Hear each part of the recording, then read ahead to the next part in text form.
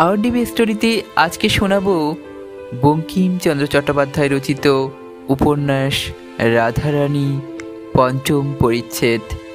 পূর্বের পরিচ্ছেদগুলি এখনও শোনা না হয়ে থাকলে ভিডিওর লিঙ্কে গিয়ে পূর্বের পরিচ্ছেদগুলি শুনে নিন। চলুন শুরু করা যাক পঞ্চম পরিচ্ছেদ। যিনি আসিয়াছিলেন তাহার পরিচ্ছদ সচরাচর বাঙালি ভদ্রলোকের মতো। বিশেষ পারিপাট্য অথবা পারিপাট্যের বিশেষ অভাবও কিছু ছিল না, কিন্তু তাহার অঙ্গুলিতে একটি হীরক অঙ্গুরীও ছিল। তাহা দেখিয়া রাধারানীর কর্মকারগণ অবাক হইয়া তৎপ্রতি চাহিয়া রহিল। এত বড় হীরা তাহারা কখনো অঙ্গুরীয়ে দেখে নাই। তাহার সঙ্গে কেহ লোক ছিল না, এজন্য তাহারা জিজ্ঞাসা করিতে পারিল না যে কে ইনি। মনে করিল বাবু স্বয়ং পরিচয় দিবেন, কিন্তু বাবু কোনো পরিচয় দিলেন না। তিনি রাধারানীর দেওয়ানজির সহিত সাক্ষাৎ করিয়া তাহার হস্তে একখানি পত্র দিলেন। বলিলেন, এই পত্র আপনার মুনিবের কাছে পাঠাইয়া দিয়া আমাকে উত্তর আনিয়া দিন। দেওয়ানজি বলিলেন, আমার মুনিব স্ত্রীলোক, আবার অল্প বয়স্কা, এজন্য তিনি নিয়ম করিয়াছেন যে কোনো অপরিচিত লোকে পত্র আনিলে আমরা তাহার না পড়িয়া তাহার কাছে পাঠাইব না। আগন্তুক বলিল, আপনি পড়ুন। দেওয়ানজি পত্র পড়িলেন। প্রিয় ভগিনী, এ ব্যক্তি পুরুষ হইলেও ইহার সহিত গোপনে সাক্ষাৎ করিও, ভয় করিও না। যে মতো ঘটে আমাকে লিখিও। শ্রীমতী বসন্ত কুমারী। কামাখ্যাবাবুর কন্যার স্বাক্ষর দেখিয়া কেহ আর কিছু বলিল না। পত্র অন্তপুরে গেল। অন্তপুর হইতে পরিচারিকা পত্রবাহক বাবুকে লইতে আসিল। আর কেহ সঙ্গে যাইতে পাইল না, হুকুম নাই। পরিচারিকা বাবুকে লইয়া এক সুসজ্জিত গৃহে বসাইলেন। রাধারানীর অন্তপুরে সেই প্রথম পুরুষ মানুষ প্রবেশ করিল। দেখিয়া একজন পরিচারিকা রাধারানীকে ডাকিতে গেল, আর একজন অন্তরালে থাকিয়া আগন্তুককে নিরীক্ষণ করিতে লাগিল। দেখিল যে তাহার বর্ণটুকু গৌর, স্ফুটিত মল্লিকা রাশির মতো গৌর। তাহার শরীর দীর্ঘ, ঈষৎ স্থূল, কপাল দীর্ঘ, অতি সূক্ষ্ম পরিষ্কার, ঘন কৃষ্ণ সুরঞ্জিত কেশজালে মণ্ডিত, চক্ষু বৃহৎ, কটাক্ষ স্থির, ভ্রুযুগল সূক্ষ্ম ঘন, দুরায়ত এবং নিবিড় কৃষ্ণ, নাসিকা দীর্ঘ এবং উন্নত, ওষ্ঠাধর রক্তবর্ণ, ক্ষুদ্র এবং কোমল, গ্রীবা দীর্ঘ অথচ মাংসল, অন্যান্য অঙ্গবস্ত্রে আচ্ছাদিত। কেবল অঙ্গুলিগুলি দেখা যাইতেছে, সেগুলি শুভ্র, সুগঠিত এবং একটি বৃহদাকার হীরকে রঞ্জিত। রাধারানী সেই স্থানে আসিয়া পরিচারিকাকে বিদায় করিয়া দিলেন। রাধারানী আসিবা মাত্র দর্শকের বোধ হইল যে সেই কক্ষ মধ্যে এক অভিনব সূর্যোদয় হইল। রূপের আলোকে তাহার মস্তকের কেশ পর্যন্ত যেন প্রদীপ্ত হইয়া উঠিল। আগন্তুকের উচিত প্রথম কথা কাহা, কেননা তিনি পুরুষ এবং বয়োজ্যেষ্ঠ, কিন্তু তিনি সৌন্দর্যে মুগ্ধ হইয়া নিস্তব্ধ হইয়া রহিলেন। রাধারানী একটু অসন্তুষ্ট হইয়া বলিলেন, আপনি এরূপ গোপনে আমার সঙ্গে সাক্ষাতের অভিলাষ করিয়াছেন কেন? আমি স্ত্রীলোক, কেবল বসন্তের অনুরোধেই আমি ইহা স্বীকার করিয়াছি। আগন্তুক বলিল, আমি আপনার সহিত এরূপ সাক্ষাতের অভিলাষী হইয়াছি ঠিক তা নহে। রাধারানী অপ্রতিভ হইলেন, বলিলেন, তা নয় বটে, তবে বসন্ত কি জন্য এরূপ অনুরোধ করিয়াছেন তাহা কিছু লেখেন নাই, বোধ হয় আপনি জানেন। আগন্তুক একখানি অতি পুরাতন সংবাদপত্র বাহির করিয়া তাহা রাধারানীকে দেখাইলেন। রাধারানী পড়িলেন, কামাক্ষাবাবু স্বাক্ষরিত রুক্মিণী কুমার সম্বন্ধে সেই বিজ্ঞাপন। রাধারানী দাঁড়াইয়াছিলেন, দাঁড়াইয়া দাঁড়াইয়া নারিকেল পদ্মের ন্যায় কাঁপিতে লাগিলেন। আগন্তুকের দেবতুল্য গঠন দেখিয়া মনে ভাবিলেন, ইনি আমার সেই রুক্মিণী কুমার। আর থাকিতে পারিলেন না, জিজ্ঞাসা করিয়া বসিলেন, আপনার নাম কি রুক্মিণী কুমার বাবু? আগন্তুক বলিলেন, না।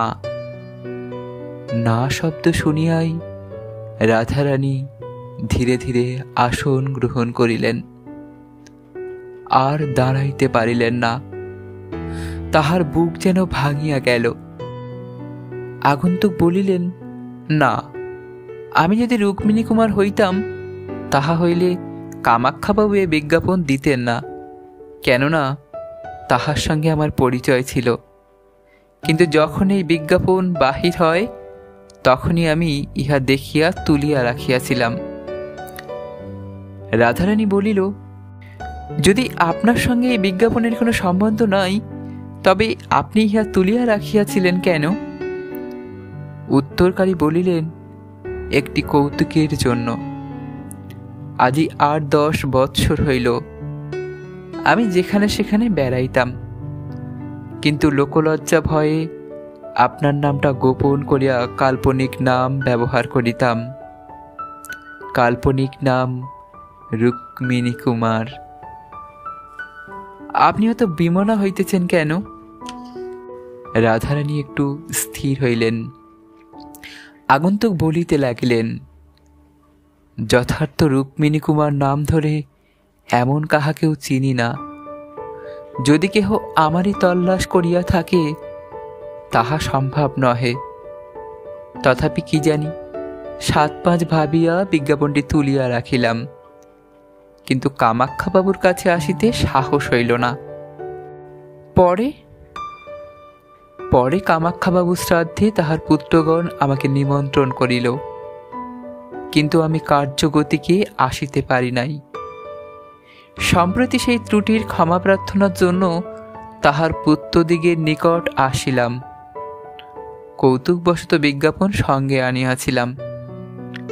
প্রসঙ্গক্রমে উহার কথা উত্থাপন করিয়া কামাক্ষাবাবুর জ্যেষ্ঠ পুত্রকে জিজ্ঞাসা করিলাম যে এই বিজ্ঞাপন কেন দেওয়া হইয়াছিল। কামাক্ষাবাবুর পুত্র বলিলেন যে রাধারানীর অনুরোধে। আমিও এক রাধারানীকে চিনিতাম, এক বালিকা। আমি একদিন দেখিয়া তাহাকে আর ভুলিতে পারিলাম না। সে মাতার পথ্যের জন্য আপনি অনাহারে থাকিয়া বনফুলের মালা গাঁথিয়া সেই অন্ধকার বৃষ্টিতে। বক্তার কথা কহিতে পারিলেন না, তাহার চক্ষু জলে পুড়িয়া গেল। রাধারানীরও চক্ষু জলে ভাসিতে লাগিল। চক্ষু মুছিয়া রাধারানী বলিল, ইতর লোকের কথায় এখন প্রয়োজন কি? আপনার কথা বলুন। আগন্তুক উত্তর করিলেন, রাধারানী ইতর লোক নহে। যদি সংসারে কেহ দেবকন্যা থাকে তবে সেই রাধারানী। যদি কাহাকে পবিত্র সরল চিত্ত এ সংসারে আমি দেখিয়া থাকি তবে সেই রাধারানী। যদি কাহারও কথায় অমৃত থাকে তবে সেই রাধারানী যথার্থ অমৃত। বর্ণে বর্ণে অপ্সরার বীণা বাজে, যেন কথা কহিতে বাধো বাধো করে, অথচ সকল কথা পরিষ্কার, সুমধুর, অতি সরল। আমি এমন কণ্ঠ কখনো শুনি নাই, এমন কথা কখনো শুনি নাই। রুক্মিণী কুমার এক্ষণে ইহাকে রুক্মিণী কুমারী বলা যাউক। ওই সঙ্গে মনে মনে বলিলেন, আবার আজ বুঝি তেমনই কথা শুনিতেছি। রুক্মিণী কুমার মনে মনে ভাবিতেছিলেন, আজি এতদিন হইল সেই বালিকার কণ্ঠস্বর শুনিয়াছিলাম, ঠিক আজিও সে কণ্ঠ আমার মনের ভিতর জাগিতেছে, যেন কাল শুনিয়াছি। অথচ আজি এই সুন্দরীর কণ্ঠস্বর শুনিয়া আমার সেই রাধারানীকেই বা মনে পড়ে কেন? এই কি সেই? আমি মূর্খ। কোথায় সেই দিন দুঃখিনী কুটির বাসিনী ভিখারিণী, আর কোথায় এই উচ্চ প্রাসাদ বিহারিণী ইন্দ্রাণী? আমি সে রাধারানীকে অন্ধকারে ভালো করিয়া দেখিতে পাই নাই, সুতরাং জানি না যে সে সুন্দরী কি কুৎসিতা। কিন্তু এই শচী নিন্দিতা রূপসী শতাংশের একাংশ রূপও যদি তাহার থাকে, তাহা হইলে সেও লোকমনোমোহিনী বটে। এদিকে রাধারানী অতৃপ্ত শ্রবণে রুক্মিণী কুমারের মধুর বচনগুলি শুনিতেছিলেন। মনে মনে ভাবিতেছিলেন, তুমি যাহা পাপিষ্ঠা রাধারানীকে বলিতেছ, কেবল তোমাকেই সেই কথাগুলি বলা যায়। তুমি আজ 8 বৎসরের পর রাধারানীকে ছলিবার জন্য কোন নন্দন কানন ছাড়িয়া পৃথিবীতে নামিলে? এতদিনে কি আমার হৃদয়ের পূজায় প্রীত হইয়াছ? তুমি কি অন্তর্যামী? নহিলে আমি লুকায়া লুকায়া হৃদয়ের ভিতরে লুকায়া তোমাকে যে পূজা করি, তাহা তুমি কি প্রকারে জানিলে? এই প্রথম দুইজনে স্পষ্ট দিবসালোকে পরস্পরের প্রতি দৃষ্টিপাত করিলেন। দুইজনে দুইজনের মুখপনে চাহিয়া ভাবিতে লাগিলেন, আর এমন আছে কি? এই সসাগরা নদ নদী চিত্রিতা দ্বীপ সংকুলা পৃথিবী তলে এমন তেজময়, এমন মধুর, এমন সুখময়, এমন চঞ্চল অথচ স্থির, এমন সহাস্য অথচ গম্ভীর, এমন প্রফুল্ল অথচ বীরাময়, এমন আর আছে কি? চিরপরিচিত অথচ অত্যন্ত অভিনব, মুহূর্তে মুহূর্তে অভিনব মধুরিমাময়, আত্মীয় অথচ অত্যন্ত পর, চিরস্মৃত অথচ অদৃষ্টপূর্ব, কখনো দেখি নাই, আর এমন দেখিব না। এমন আর আছে কি?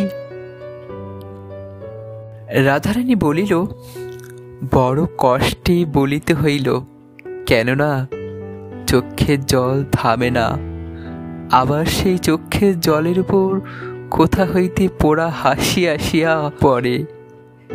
রাধারানী বলিল, তা আপনি এতক্ষণ কেবল সেই ভিখারিণীর কথাই বলিলেন, আমাকে যে কেন দর্শন দিয়েছেন তা তো এখনো বলেন নাই। হাগা, এমন করিয়া কি কথা কওয়া যায় গা? যাহার গলা ধরিয়া কাঁদিতে ইচ্ছা করিতেছে, প্রাণেশ্বর দুঃখিনী সর্বস্ব চিরবাঞ্ছিত বলিয়া যাহাকে ডাকিতে ইচ্ছা করিতেছে, আবার যাকে সেই সঙ্গে হাগা, সেই রাধারানী পোড়ার মুখী তোমার কে হয় গা বলিয়া তামাশা করিতে ইচ্ছা করিতেছে, তার সঙ্গে আপনি মশাই দর্শন দিয়াছেন।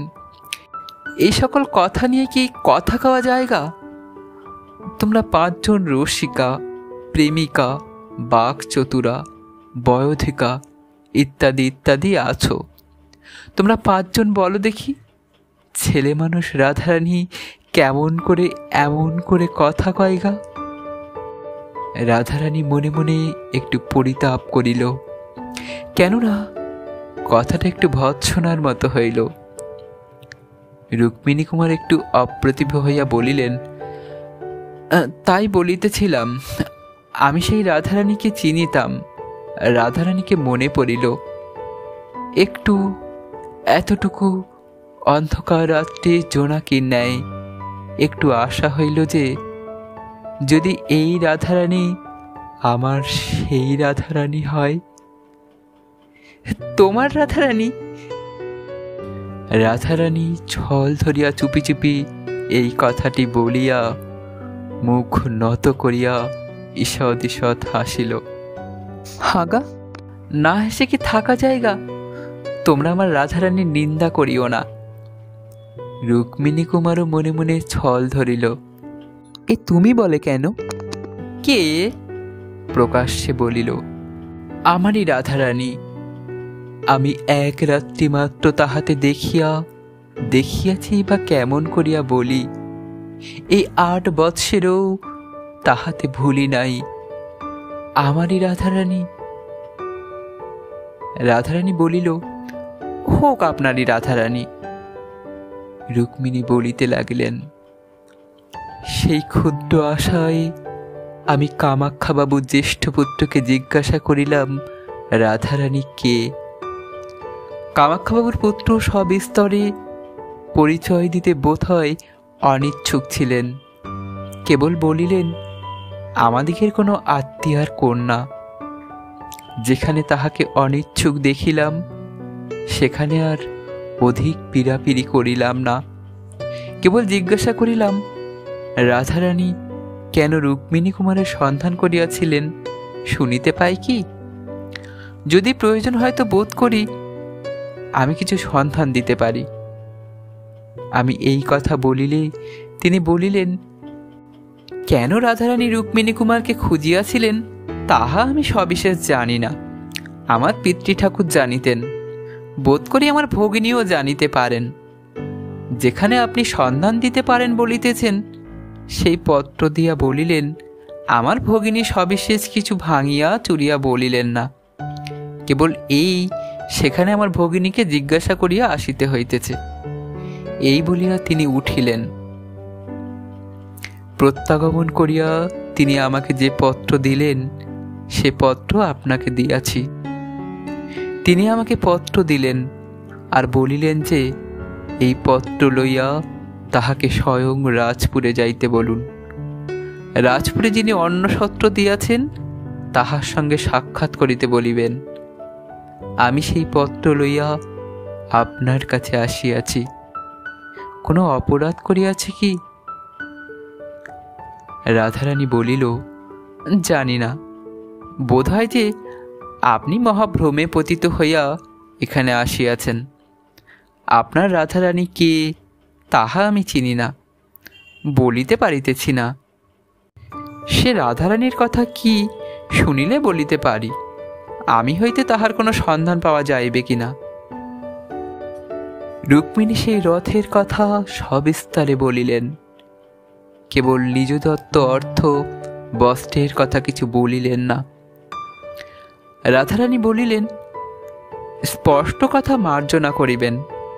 আপনাকে রাধারানীর কোনো কথা বলিতে সাহস হয় না, কেননা আপনাকে দয়ালু লোক বোধ হইতেছে না। যদি আপনি সেরূপ দয়ার্দ্র চিত্ত হইতেন তাহা হইলে আপনি যে ভিখারি বালিকার কথা বলিলেন তাহাকে অমন দুর্দশাপন্ন দেখিয়া অবশ্য তাহার কিছু আনুকূল্য করিতেন। কই, আনুকূল্য করার কথা তো কিছু বলিলেন না। রুক্মিণী কুমার বলিলেন, আনুকূল্য বিশেষ কিছুই করিতে পারি নাই। আমি সেদিন নৌকাপথে হ্রদ দেখিতে আসিয়াছিলাম, পাছে কেহ জানিতে পারে, এই জন্যে ছদ্মবেশে রুক্মিণী কুমার রায় পরিচয়ে লুকায়া আসিয়াছিলাম। অপরাহ্নে ঝড় বৃষ্টি হওয়ায় বোটে থাকিতে সাহস না করিয়া একা তটে উঠিয়া আসিয়াছিলাম। সঙ্গে যাহা অল্প ছিল তাহা রাধারানীকেই দিয়াছিলাম, কিন্তু সে অতি সামান্য। পরদিন প্রাতে আসিয়া উহাদিগের বিশেষ সংবাদ লইব মনে করিয়াছিলাম, কিন্তু সেই রাত্রে আমার পিতার পীড়া সংবাদ পাইয়া তখনই আমাকে কাশী যাইতে হইল। পিতা অনেকদিন রুগ্ন হইয়া রহিলেন। কাশী হইতে প্রত্যাগমন করিতে আমার বৎসর অধিক বিলম্ব হইল। বৎসর পরে আমি ফিরিয়া আসিয়া আবার সেই কুটিরের সন্ধান করিলাম, কিন্তু তাহাদিগকে আর সেখানে দেখিলাম না। একটি কথা জিজ্ঞাসা করিতে ইচ্ছা করিতেছি। বোধহয় সে রথের দিন নিরাশ্রয়ে বৃষ্টি বাদলে আপনাকে সেই কুটিরেই আশ্রয় লইতে হইয়াছিল। আপনি কতক্ষণ সেখানে অবস্থিতি করিলেন? অধিকক্ষণ নহে। আমি যাহা রাধারানীর হাতে দিয়াছিলাম তাহা দেখিবার জন্য রাধারানী আলো জ্বালিতে গেল। আমি সেই অবসরে তাহার বস্ত্র কিনিতে চলিয়া আসিলাম। আর কি দিয়া আসিলেন? আর কি দিব, একখানি ক্ষুদ্র নোট ছিল, তাহা কুটিরে রাখিয়া আসিলাম। নোটখানি ওরূপে দেওয়া বিবেচনা সিদ্ধ হয় নাই। তাহারা মনে করিতে পারে আপনি নোটখানি হারাইয়া গিয়াছেন। না, আমি পেন্সিলে লিখিয়া দিয়াছিলাম রাধারানীর জন্য। তাহাতে নাম স্বাক্ষর করিয়াছিলাম রুক্মিণী কুমার রায়। যদি সেই রুক্মিণী কুমারকে সেই রাধারানী অন্বেষণ করিয়া থাকে, এই ভরসায় বিজ্ঞাপনটি তুলিয়া রাখিয়াছিলাম। রাধারানী বলিলেন, তাই বলিতেছিলাম, আপনাকে দয়াদ্র চিত্তে বলিয়া বোধ হয় না যে রাধারানী আপনার শ্রীচরণ দর্শন জন্য। এইটুকু বলিতেই, আহ ছি ছি, রাধারানী! ফুলের কুড়ির ভিতর যেমন বৃষ্টির জল ভরা থাকে, ফুলটি নিচু করিলেই ঝরঝর করিয়া পড়িয়া যায়। রাধারানী মুখ নত করিয়া এটুকু বলিতেই তাহার চোখের জল ঝরঝর করিয়া পড়িতে লাগিল। অমনি যেদিকে রুক্মিণী কুমার ছিলেন, সেই দিকের মাথার কাপড়টা বেশি করিয়া টানিয়া দিয়া সে ঘর হইতে রাধারানী বাহির হইয়া গেল। রুক্মিণী কুমার বোধহয় চোখের জলটুকু দেখিতে পার নাই, কি পাইয়াই থাকিবেন বলা যায় না।